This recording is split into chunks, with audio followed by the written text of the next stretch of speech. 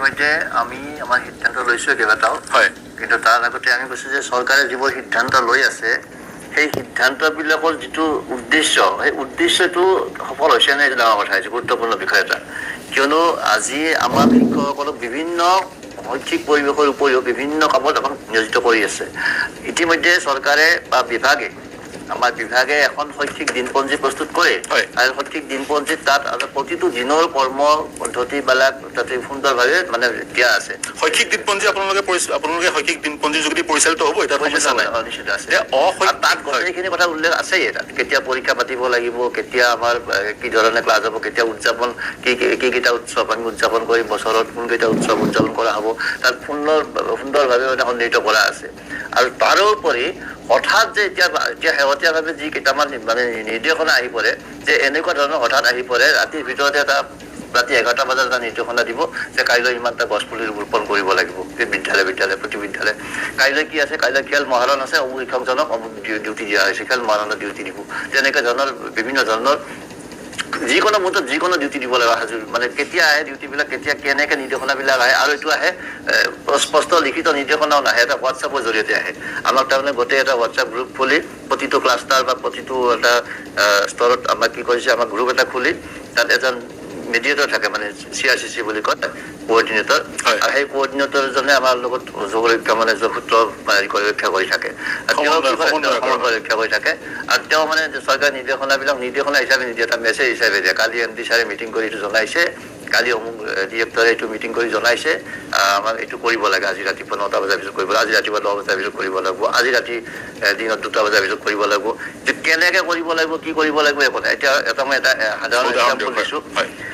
এই সিদিনাখন পূজাৰ বন্ধ খুলিছে, 2টা পৰীক্ষা পাতিবলৈ দিছে। এটা আছে আমাৰ পেট বুলি কয়, মানে পিৰিয়ডিক এছেছমেণ্ট টেষ্ট। সেইটো ভাল পিৰিয়ডিক এছেছমেণ্ট টেষ্ট, যিটো চৰকাৰে সিদ্ধান্ত লৈছে, খুব ভাল সিদ্ধান্ত লৈছে। কিন্তু সিদ্ধান্তটো লৈছে কেতিয়া, কাক সুধিছে, শিক্ষকো নাজানে, কোনো নাজানে। পূজাৰ বন্ধৰ সময়ত লৈছে, পূজাৰ বন্ধ খোলাৰ লগে লগে আগদিনা গধূলি আমি পাইছোঁ। প্ৰধান শিক্ষকগৰাকী সমন্বয়কজনৰ সৈতে যোগাযোগত নাথাকে, একে মেছেজটোৱে দিয়ে। তেওঁ মেছেজটো দিলে আমিও পাওঁ, প্ৰধান শিক্ষকগৰাকীও পায়।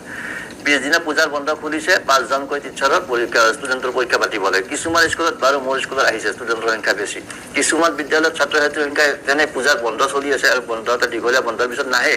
কিছুমান শিক্ষক নাহে, ষ্টুডেণ্ট পৰীক্ষা দিবলৈ ষ্টুডেণ্ট নাই, কিন্তু ইফালে ফোন কৰি আছে, ফোনৰ ওপৰত ফোন কৰি আছে যে আপোনাৰ পৰীক্ষা পাতিছে নে নাই, আপলোড কৰক, পৰীক্ষাৰ ৰিপ্লাইবিলাক দিয়ক, এনচাৰবিলাক দিয়ক, মেছেজবিলাক আপলোড কৰিব লাগে, এনেকুৱা ধৰণৰ নিৰ্দেশনাবিলাক দি থাকে। গতিকে এইবিলাকে আমাক কিন্তু একদম ব্যতিব্যস্ত কৰি পেলাইছে শিক্ষকসকলে। আচলতে আচল যিটো আমাৰ কাম, শিক্ষক হিচাপে আমাৰ যিটো মূল লক্ষ্য বা উদ্দেশ্য হ'ব লাগে, আমাৰ যিটো মূল কাম হ'ব লাগে, সেই কামটোৰ পৰা আমি আঁতৰত থাকি অন্যান্য কামত বেছি ব্যস্ত থাকিব লাগে। অন্যান্য কামবোৰ কি আপোনালোকৰ পৰা জানিব বিচাৰিম,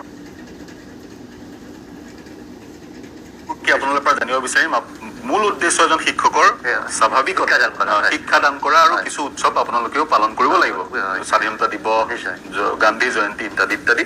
বা কেৱল শিক্ষাই নহয়, বা আন পদ্ধতিৰ যোগেদি ব্যৱহাৰিক শিক্ষা ছাত্ৰ ছাত্ৰীক দিয়াৰ দায়িত্ব। আৰু এটা আছে, সেই একেদিনাই চাবতে আৰু এটা নাচ বুলি পৰীক্ষা এটা আছে।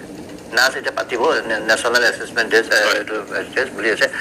সেই পৰীক্ষাটো এতিয়া এই ডিচেম্বৰত হ'ব, নৱেম্বৰতে হ'ব, কিন্তু এটা প্ৰি টেষ্ট ল'ব লাগে। তাৰ কাৰণে এটা দিছে কুৱেশ্যন পেপাৰ দিছে, সেইটো অনলাইনত দিছে কুৱেশ্যন পেপাৰটো। তাতে একোখন কুৱেশ্যন পেপাৰ 7টাকৈ পেজ আছে, হ'ব দেই। সেই 7টা পেজ আমি স্কুলে প্ৰিণ্ট কৰি পেলাই ল'ৰা ছোৱালী পৰীক্ষা পাতিব লাগে। এতিয়া মোৰ স্কুলত 300 ল'ৰা ছোৱালী আছে, 300 × 7, তাৰমানে কিমানখন কুৱেশ্যন পেপাৰ লাগিব, তাৰ পইচা ক'ৰ পৰা কোনটো শিতানৰ পৰা খৰচ কৰিব, কি কৰিব, সেইবিলাক গাইডলাইন নাই। খালি পৰীক্ষাটো পাতক, আমাক ৰিজাল্টটো দিব লাগে, এইটো ল'ৰা ছোৱালীৰ পৰা পৰীক্ষাটো পাতি ৰিজাল্ট দিব লাগে, এই ধৰণৰ কথাবিলাক আহিছে। গতিকে আমি একদম অস্বস্তিত পৰি গৈছোঁ। পইচা ক'ৰ পৰা আমি নিজৰ পকেটৰ পৰা পইচা খৰচ কৰি হ'লেও আমি প্ৰিণ্ট কৰি আনিছোঁ, কিন্তু প্ৰিণ্ট কৰি আনি পৰীক্ষা পাতিব লগা হৈছে। গতিকে সেই উপায়ন্তৰ হৈ আমি এতিয়া শিক্ষক সংগঠনসমূহে আমি সিদ্ধান্ত লৈছোঁ যে এই হোৱাটছআপৰ জৰিয়তে যিটো নিৰ্দেশনা আৰু স্কুল শৈক্ষিক যিটো টাইম সময় যিটো আছে, নিৰ্ধাৰিত সময়ৰ বাহিৰত আমি যিবিলাক কাম দিয়ে, সেই কামবিলাকৰ পৰা আমি আঁতৰি থকাৰ এটা সিদ্ধান্ত গ্ৰহণ কৰিছোঁ। আঁতৰি থকা মানে মূল কথাটো হৈছে আপোনালোকে অশৈক্ষিক যিবোৰ কাম কাজ, যিখিনি কাম আপোনালোকে কৰি আহিছে, কিছু উৎসৱ উদযাপন কৰা বা কিছু এই ধৰণৰ দিৱস উদযাপন কৰা, সেইবোৰতো চলিয়ে থাকিব। অশৈক্ষিক কামবোৰ নকৰে, নহয় জানো? অশৈক্ষিক কামবোৰ নকৰে, আৰু অশৈক্ষিক কামবোৰ আপোনালোকক হোৱাটছআপৰ যোগেদি কৰাৰ নিৰ্দেশ প্ৰদান কৰে। গোস্বামী ডাঙৰীয়া, অতুল গোস্বামী ডাঙৰীয়া, আপোনাৰ ওচৰলৈ যাম। কেইটা হোৱাটছআপ গ্ৰুপত শিক্ষকসকল অন্তৰ্ভুক্ত হৈ থাকে? এটাই হোৱাটছআপ গ্ৰুপ, সেইটোতে নিৰ্দেশ আহে। দৰাচলতে কথাটো এনেকুৱা, এইবোৰ কোনো চৰকাৰী গ্ৰুপ নহয়, চৰকাৰী নিৰ্দেশনাৰে খোলা গ্ৰুপ নহয়।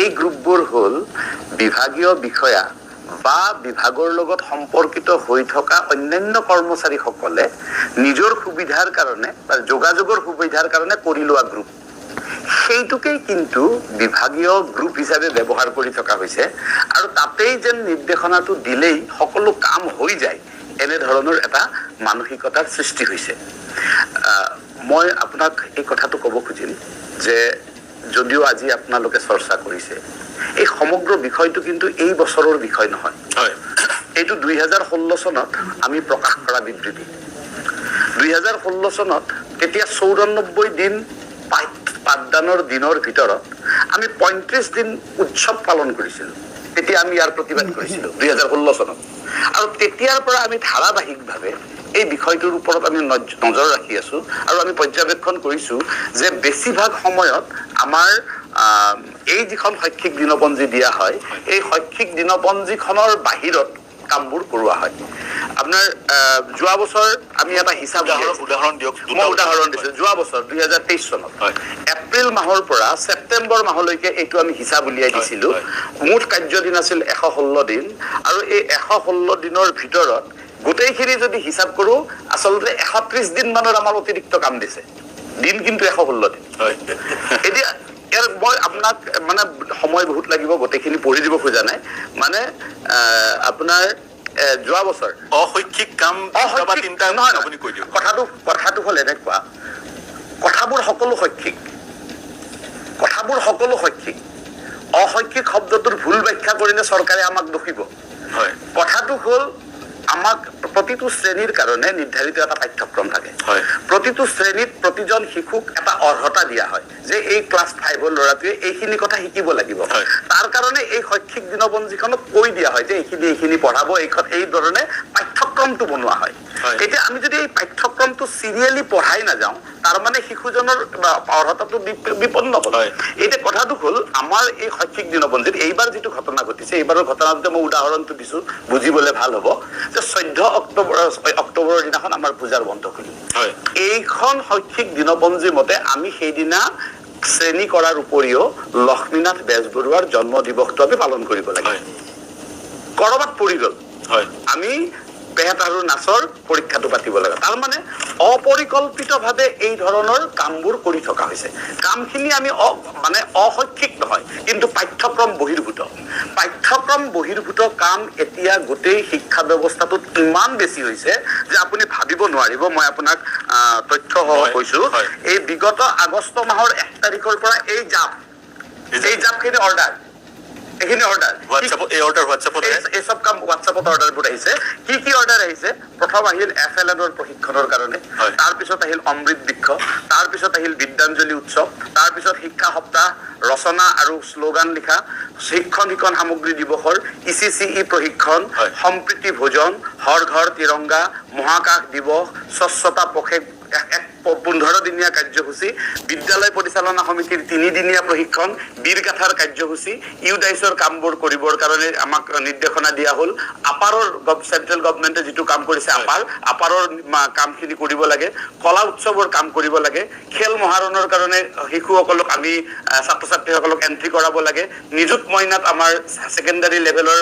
মানুহখিনি ল'ৰা ছোৱালীখিনি কি কৰিলে এন্ট্ৰি কৰালে তাৰোপৰি এই নাচ আৰু পেট আকৌ অন্যান্য কাৰ্যসূচীবোৰ আছে এতিয়া এইবোৰ কাম আমি কৰি থাকোতে শৈক্ষিক দিনপঞ্জীত থকা বা পাঠ্যক্ৰমত থকা কামবোৰ কৰো কেতিয়া LP স্কুলত দুজন শিক্ষকৰ মাজৰ পৰা আমি এই কামবোৰ কৰি যাওঁতে মানে 75% স্কুলত দুজন শিক্ষক LP স্কুলত আৰু বাকি 25%ত হয় দুজনতকে 3জন 4জন 5জন শিক্ষক কৰবাত আছে এই কাম গুলো আছে কি কয় এজন শিক্ষক আছে সিঙ্গেল টিচাৰ আছে আনকি অসমত এতিয়াও মানে টিচাৰছলেছ স্কুলো আছে সো এই গোটেই কথাখিনিত আমি এই কথাটোৱে কৈছো যে হোৱাটছএপত এটা মেছেজ দিব সেইটো ইমপ্লিমেন্ট কৰাৰ কাৰণে আপোনাৰ তাগিদা দিব আৰু এনেকুৱা ধৰণৰ কথা কৈছে আসলতে কি হোৱাটছএপ মেছেজটো চৰকাৰীভাৱে এপ্ৰুভ নহয় এইটো এপ্ৰুভ হয় আসলতে ইমেইল আহিব বা চিঠি আহিব লাগিব এটা আপুনি চাব দেই হয়। আমি যেতিয়া ৰিমছ এপ কৰিছিল চৰকাৰে, তেতিয়া আমি চৰকাৰে মই এপৰ প্ৰসংগলৈ আহিম, মই চক্ৰৱৰ্তী ডাঙৰীয়াৰ ওচৰলৈ যাব লাগিব। উৎপল চক্ৰৱৰ্তী ডাঙৰীয়া আছে, গতিকে গোস্বামী ডাঙৰীয়াই শৈক্ষিক আৰু অশৈক্ষিকৰ মাজত ডিভিজনটো কৰিব বিচৰা নাই। তেওঁ কৈছে সকলো কামেই শৈক্ষিক হ'ব পাৰে, কিন্তু মোৰ দৃষ্টিত কিছুমান কাম ক্লেৰিকেলো আছে। এই ধৰক মহাৰাণৰ এণ্ট্ৰি বা নিযুত মইনা ডাটা অপাৰেটৰৰ কিছুমান কাম ক্লেৰিকেলো আছে। গতিকে সেইবোৰ কাম কৰাৰ ফলত শিক্ষকসকলে যি ধৰণে পাঠদান কৰিব লাগে, ছাত্ৰ ছাত্ৰীসকলৰ জীৱন গঢ়িব লাগে, তেওঁলোকে নিজৰ মূল দায়িত্বটো সুচাৰুৰূপে পালন কৰিব পৰা নাই। মই চক্ৰৱৰ্তী ডাঙৰীয়া আপোনাৰ ওচৰলৈ আহিছো, আপোনাৰ অভিজ্ঞতাৰ বিষয়ে জানিব বিচাৰিম। আপুনি কিদৰে বিশ্লেষণ কৰে সমগ্ৰ ঘটনা? আপোনাৰ এই যি দায়িত্ব, সেই দায়িত্বৰ পৰা আঁতৰি আহি আপুনি কিছুমান আন কাম কৰি থাকিবলগীয়া হৈছে চৰকাৰী এই ধৰণৰ নিৰ্দেশবোৰৰ পৰা, নহয় জানো? ধন্যবাদ। আমি প্ৰাথমিক স্তৰৰ পৰা উচ্চতৰ মাধ্যমিক স্তৰলৈকে আমি দেখিছোঁ যে এই গোটেই বিদ্যালয়ৰ যিটো বিভাগ, এই বিভাগৰ কিছুমান নিৰ্দেশনাই আচলতে আমাক ভাৰাক্ৰান্ত কৰিছে, শিক্ষক সমাজক, যাৰ ফলত নেকি চৰকাৰী বিদ্যালয়সমূহৰ ওপৰত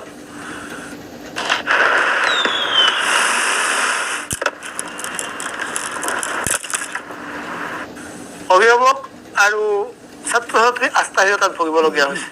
আজি অবিশ্বাসৰ বাতাবৰণ এটা গঢ়ি তোলা হৈছে যে শিক্ষকক অভিভাৱকে বিশ্বাস নকৰে, অভিভাৱকে ছাত্ৰ ছাত্ৰীয়ে এই স্কুলত পঢ়ি নিৰাপদ হ'বনে নহয়, তেওঁলোকৰ ভৱিষ্যত জীৱন সুৰক্ষিত হ'বনে নহয়, এই কথাবিলাক আহিছে। আমাৰ এপিল আছিল এটাই যে আমাক যিহেতুকে গোস্বামী ডাঙৰীয়াই উল্লেখ কৰিছে যে আমাক এখন বছৰৰ আৰম্ভণিতে শৈক্ষিক দিনপঞ্জী দিয়া হয়, যিখন শৈক্ষিক দিনপঞ্জীত তাৰ ছমাহিলী পৰীক্ষা, গোট পৰীক্ষা, তাৰপিছত ফাইনেল পৰীক্ষা, টেষ্ট বাছনি পৰীক্ষা ইত্যাদি বিভিন্ন কথা তাত সংযোজিত থাকিব। তাৰোপৰি আমাৰ যিখন পাঠ্যক্ৰম থাকিব, বয়স অনুসৰি প্ৰত্যেক শ্ৰেণীৰ কাৰণে এখন পাঠ্যপুথি পাঠ্যসূচী প্ৰস্তুত কৰা হৈছে। এই পাঠ্যসূচীখনৰ যিখিনি আমাক নিৰ্ধাৰিত পাঠ দিয়া হৈছে, এই পাঠখিনি আমি যদি এটা বছৰৰ ভিতৰত, নিৰ্ধাৰিত বছৰৰ ভিতৰত আমি আগবঢ়াই নিবলগীয়া হয়, তেতিয়াহ'লে দেখোঁ যে আমি এইখিনি সামৰি লোৱাটোৱেই আচলতে চিলেবাছ আপোনালোকে কথা। কিন্তু তাৰোপৰি এই যিখন নেকি আমাক শৈক্ষিক দিনপঞ্জী দিয়া হ'ল, ইয়াৰ উপৰিও প্ৰতি মাহত নিম্নতম 3টা, 12 মাহত 34টা মেছেজ আহিব, যি মেছেজে আমাক শৈক্ষিক দিনপঞ্জীৰ বহিৰ্ভূত কাম কিছুমান কৰাবলৈ বাধ্য কৰায়। আৰু সেইখিনিৰ তাগিদাটো বেছি, কাৰণ মুহূৰ্তত দিব নোৱাৰিলে সেই বিষয়াগৰাকীয়ে সেই শিক্ষক বা বিদ্যালয়ৰ প্ৰধানক জবাবদিহি কৰে যে তোমালোকক চকজ দিয়া হ'ব, আজি ৰাতিৰ ভিতৰত দিয়া, 12 বজাত দিব লাগিব, ৰাতিপুৱা 1 ঘণ্টাৰ ভিতৰত দিব লাগিব, স্কুল ইমান সময়ত খুলিব লাগিব। কিন্তু সেইমতে আমাৰ না কম্পিউটাৰ আছে, না এতিয়াও আপোনাৰ জানে আচৰিত হ'ব যে বহু স্কুলত প্ৰাইমাৰী ষ্টেজত বেলেগ কৰে, ছেকেণ্ডাৰী লেভেলত বহুত ক্লাৰ্ক নোহোৱাত মানে অনুষ্ঠান আছে। শিক্ষকে বেল ক'বলগীয়া অৱস্থাও আহিছে, চতুৰ্থ কৰ্মচাৰী নাই, শিক্ষকৰ কথা বাদেই দিলোঁ। ছমাহিলী পৰীক্ষা গ'ল আজি, এতিয়াও কিন্তু সকলো বিষয়ৰ পাঠ্যপুথি ছাত্ৰ ছাত্ৰীৰ হাতত তুলি দিব পৰা নাই। পুৰণা ষ্টক কিছুমান আনি আমি চেষ্টা কৰিছিলোঁ যে ছাত্ৰ ছাত্ৰীৰ পৰা আনি কিতাপ আৰু গোটাই দিয়াৰ চেষ্টা কৰিছিলোঁ যে অন্ততঃ হওক। কিন্তু এতিয়া আমাৰ গাৰ্জেনে আমাক চাৰ্জ কৰে যে তোমালোকে কিতাপ আহিলে তোমালোকে নিদিয়া, তোমালোকে ঘৰত লৈ যোৱা। কিন্তু বাস্তৱ ক্ষেত্ৰতো এইটোৱেই যে আমি পুৰণা ছাত্ৰ ছাত্ৰীৰ পৰা কিতাপ তুলি আনি ছাত্ৰ ছাত্ৰীৰ যিখিনি নিড এইখিনি পূৰণ কৰিব পৰা নাই আজিৰ ডেটত। আৰু পুঁজিৰ ক্ষেত্ৰত কৈছোঁ যে যদি আমি এই গোটেই পৰীক্ষাটোৰ পৰিচালনা কৰিবলগীয়া হয়, নিম্নতম 5,000 টকা যাব। এই 5,000 টকা ক'ৰ পৰা আহিব তাৰ কথা যিটো পৰীক্ষা 14 অক্টোবৰ তাৰিখে পৰিচালনা কৰিবলৈ কৈছে। আপোনাক আৰু এটা কথা ইনফৰ্মেশ্যন দিয়া আপোনাৰ অকণমান সময় দিব যেন লাগিছে যে আমাৰ বৰাক উপত্যকাৰ 3খন জিলাত পূজা বন্ধ 6 দিন বেছিকৈ দিয়া হয়। তেওঁলোকৰ পূজা কেন্দ্ৰিক কথা বেছি, সেই গৰম বন্ধ তেওঁলোকৰ কম, পূজা বন্ধত তেওঁলোকৰ বন্ধটো লৈ লয়। এই সময়ত এই যিখন চিডিউল দিয়া হৈছে না তাৰ পেট পৰীক্ষাৰ, এই কিন্তু তাত সমানে আমি কৰিব লাগিব। আৰু যদি নকৰে সেইখিনি এই পৰীক্ষাটো কিহৰ পৰীক্ষা? এইটো দুটা, নেশ্যনেল এচিভমেণ্ট ছাৰ্ভে এটা, সেইটো সৰ্বভাৰতীয় শিক্ষকৰ পৰীক্ষা, শিক্ষকৰ ছাত্ৰ ছাত্ৰী বৰাক ভেলীটো বন্ধ হৈ আছে। এই কথাবিলাকেই আমি কৈছোঁ। আৰু তাকে কৰিবলৈ যাওঁতে আমি